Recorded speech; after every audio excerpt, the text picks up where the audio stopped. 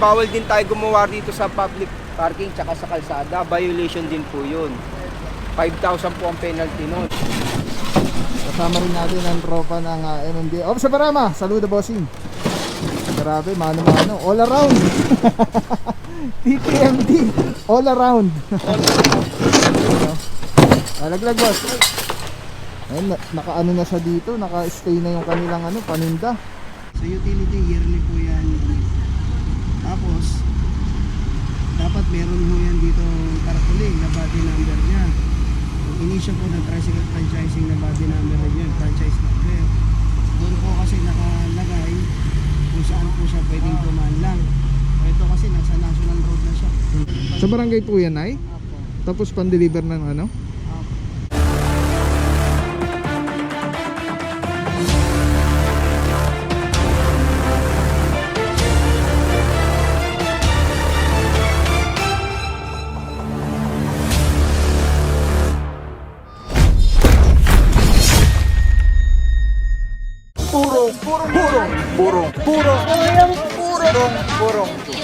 Purong pagmamahal.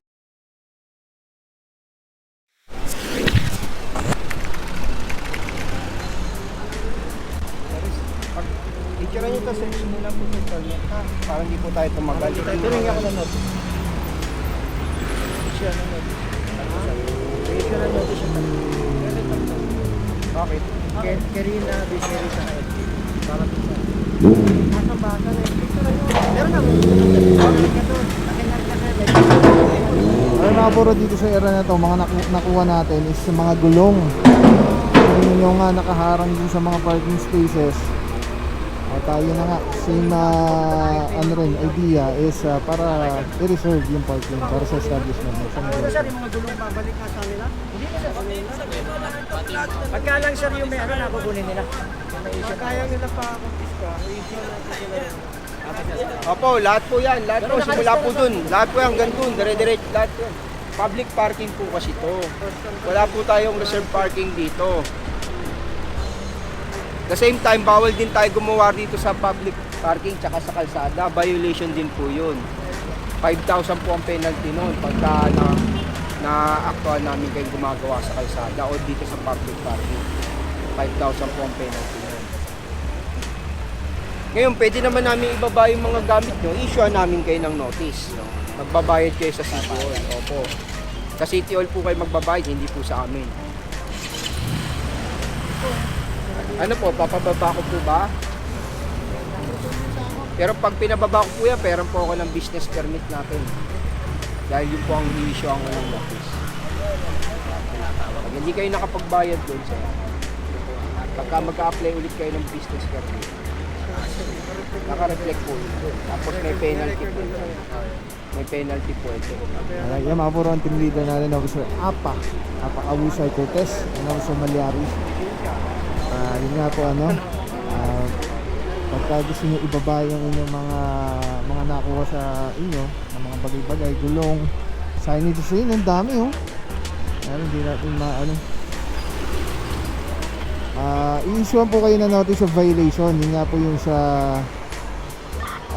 tawag dito sa ordinance na bawal nga po mag-reserve or maglagay ng mga signage sa gantong mga public parking spaces. Ayun doon ang dami na gulong nakukuha nila bossing. Signages, may mga crates, may mga gulong. Dito tayo.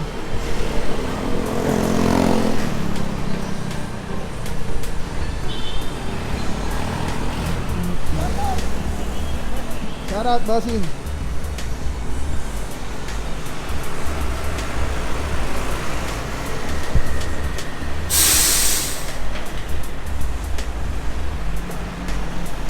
Grabe mga puro, tignan nyo kung gaano karaming gulong na yun.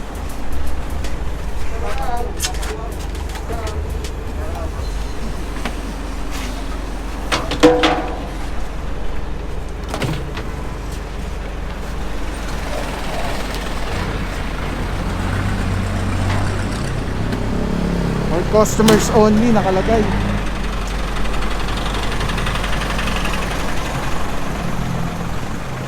Dito mga bro, kasama natin also Pantaleon, Santa Cruz, Hipolito, Ladino, Tianyo.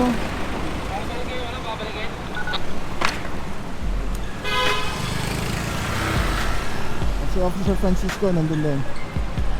Ayun, reserved parking for customers parking. Grabe. Hindi po ito for customer lang. St. Blaise Animal Care din.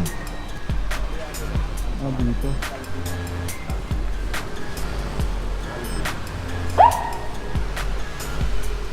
Ayan po yung mga tinatanggal natin.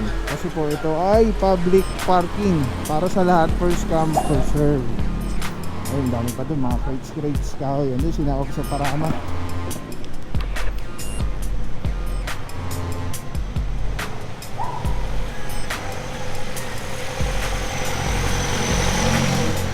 Tapos pag may naabutan din tayo ng mga illegal parking,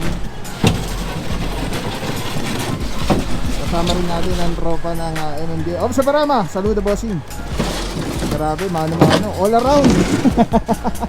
TTMD, all around. Laglag boss. Ayun, naka-ano na siya dito, naka-stay na yung kanilang paninda.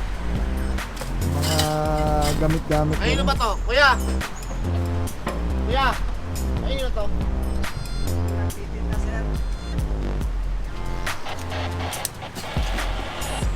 Yung nagtitinda dito ng kwan, kaninda nila. Bawal po kasi talaga rito.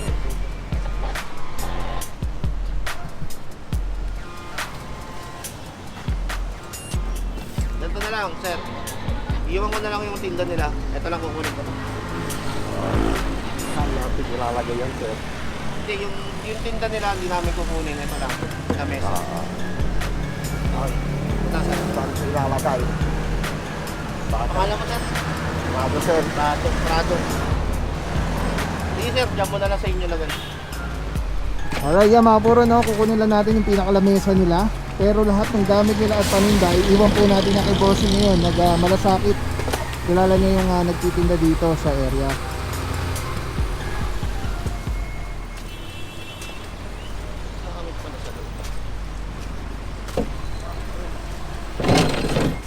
Grabe yung team natin, mga puro. All around. Mobile. Hindi na, pero in fairness, gulong pa rin talaga. Puro Ha? gulong. Puro gulong. Gulong pa rin talaga. Purong gulong. Purong gulong. Grabe, no? Team natin, nag-clear na ng mga ganitong mga yung mga naka-encroach sa mga structural mga lamesa, crates, upuan, ayan, no? Pero so far, ang pinakamarami pa rin, ayaw tayo lubayan ng mga gulong. Daddy Ban, sila may shoutout tayo. Si Boss Barry, happy birthday. Batay mo naman yung kaibigan mo, si Boss Barry. Birthday, boss. Yeah. Shout out. Sana lang. Alright, mga puro, nakuha natin doon yung upuan. Tapos ang ginagawa natin, nilalabas na lang para ang kukuha na nung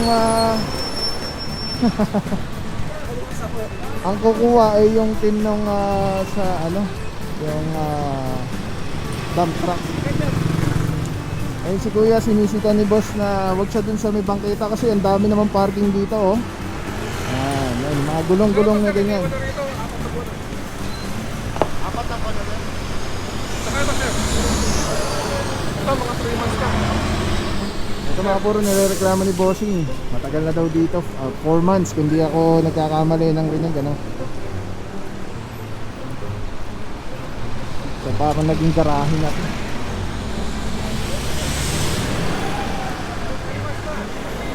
Ginawa ng garahe, sa financing yan. Ano po, sir? Sa mga financing. Matagal na to dito, sir. 3 months na yan. Kaya mga puro, ito 3 months na daw. Ako, ginawa ng to. Ginawa ng garahe ng financing. Sa financing, bossing. May ano kami, sir, may special operation. Bali, tuwing Saturday yun. Tapos nadaanan namin ito, sir. Sige sir, makikita nyo uli yan. Yung dalawa na yun sir, pag na yun. Dati, Gagawan muna namin ng report tapos papakita namin sa officer para magawa siya. dati ano yun sir, dito. Yung inakag sa mga nakakulay dito. natanggal yung pito kayo, hindi namin dalawa.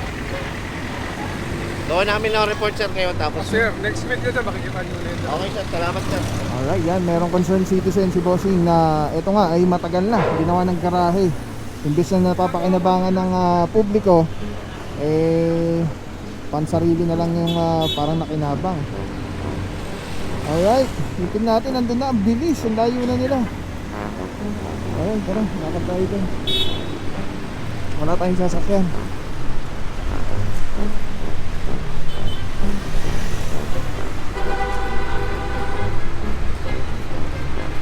Ayun, ang dami oh, no parking oh. Parking na parking.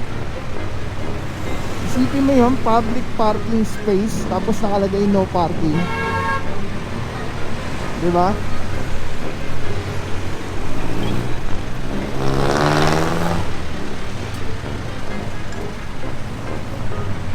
Kapsa lang ka sa good morning.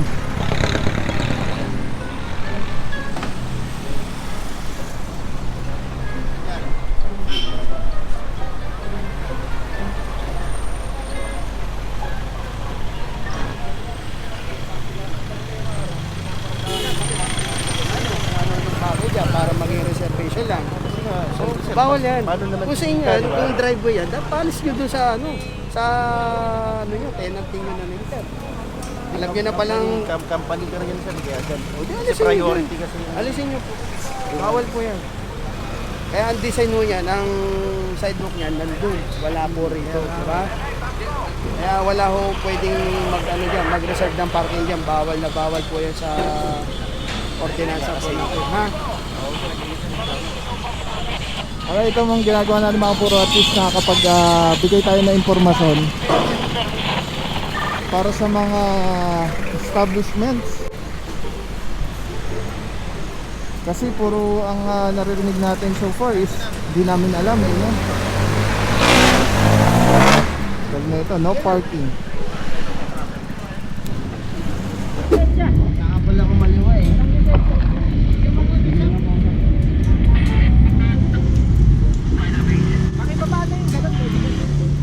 Okay mga puro, meron tayong abutan dito si Bossing utility vehicle, tricycle at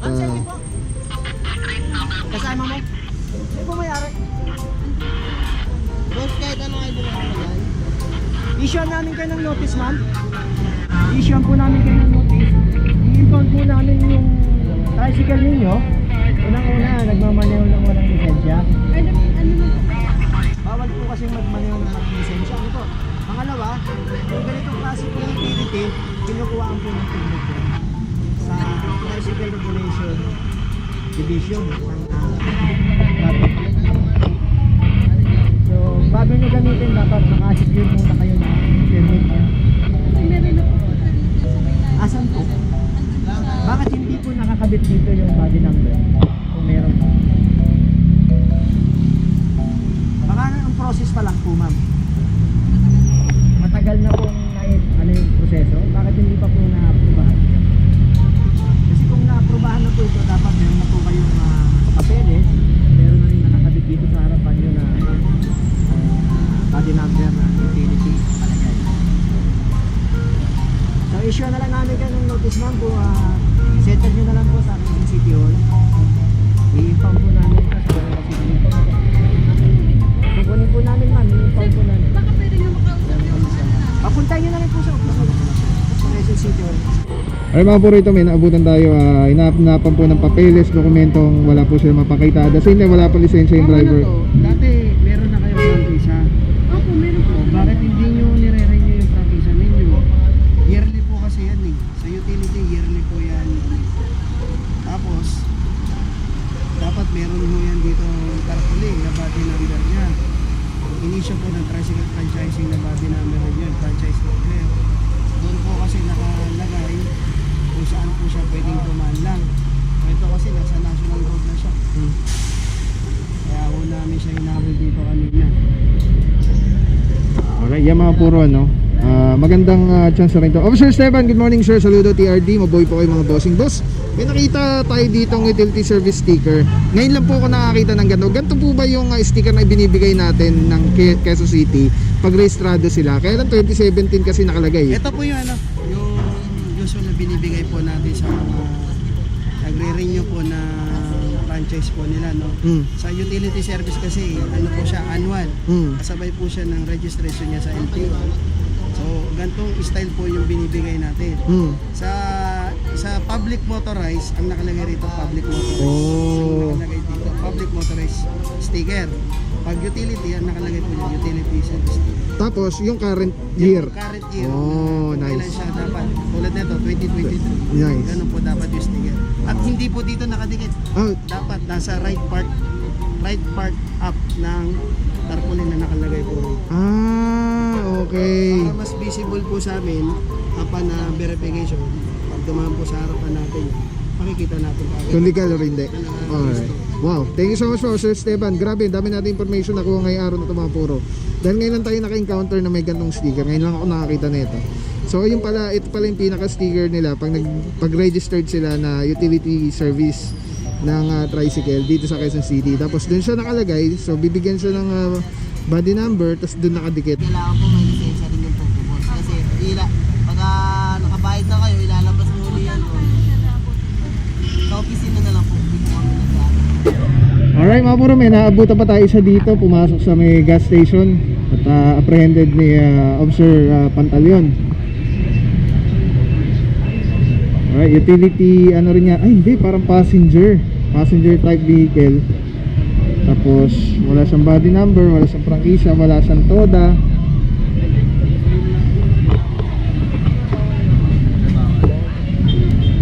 Patingin lang sir ng license. Para makakuha yung pangalan niya. Issue siya na notice of impoundment. Subject po rin pound po itong tricycle niya dahil wala pong permit. Dito po sa Quezon City, dalawa lang po pinapayagan ng tricycle, isang utility service vehicle na may permit at passenger type yung may toda, may prangkisa. Maliban doon, wala na po, wala pong private, wala na po maliban doon. Lahat na po yun dito sa QC is as good as colorum. Alright, so ito, diretso na po ito Manila Sidling. Tuloy-tuloy lang po tayo sa pagtanggal ng mga signages ng mga reserved parking. And pag may na-encounter ulit tayo, mga ganong colorum ng mga tricycle, ay huliin din po natin. Alright, let's go guys. Alright mga puro, may naabutan pa tayo dito, utility tricycle. Wala siyang body number. And magpo-fall siya into a colorum.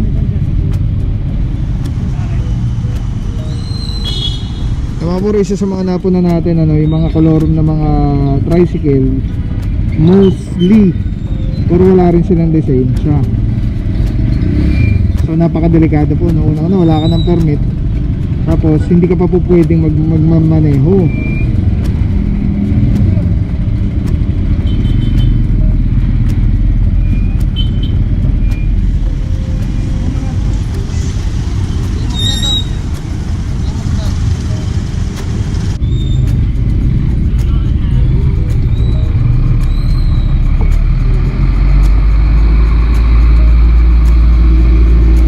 Kasama natin Officer Gomez ng PRD, yung leader natin dyan, Officer Esteban.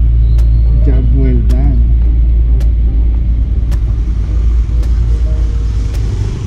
Kasi yung driver nyo, para mabigyan na natin.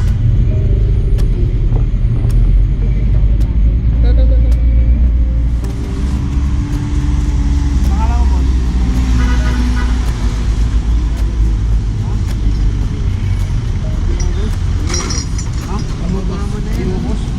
May batong yan, kay batong. Batong puso. Sa barangay.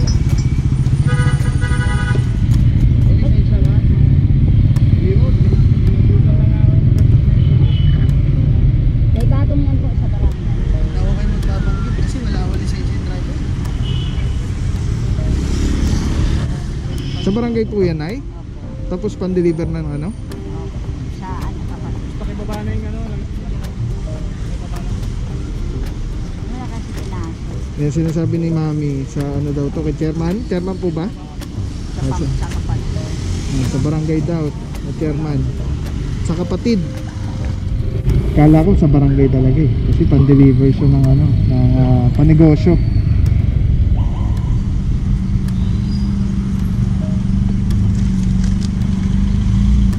Okay mga puro, i-issuean siya ng notice of impoundment, diretso Manila Sidling. Tapos doon niya na lang po yan na isa-settle at kukunin yung kanyang tricycle.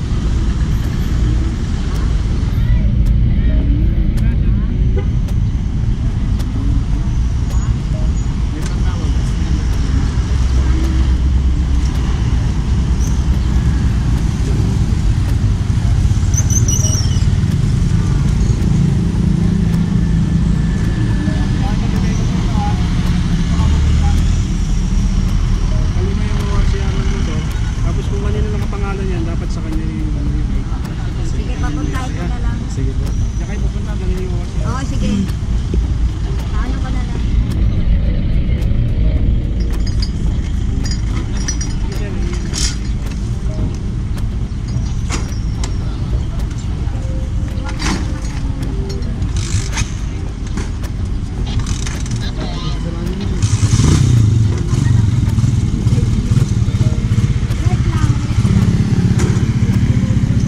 Okay mga buron, din tayo sa Timog Avenue. So far, sobrang dami na natin nakuha.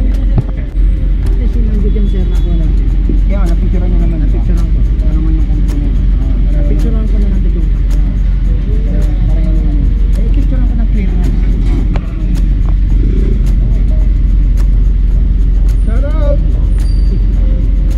Okay mga buron, so far, ayan na. Sobrang dami natin nakuha. Halos mapuno na yung truck na kasama natin. Dito yung nakuha natin yung mga steel signages sa Salon de Timog.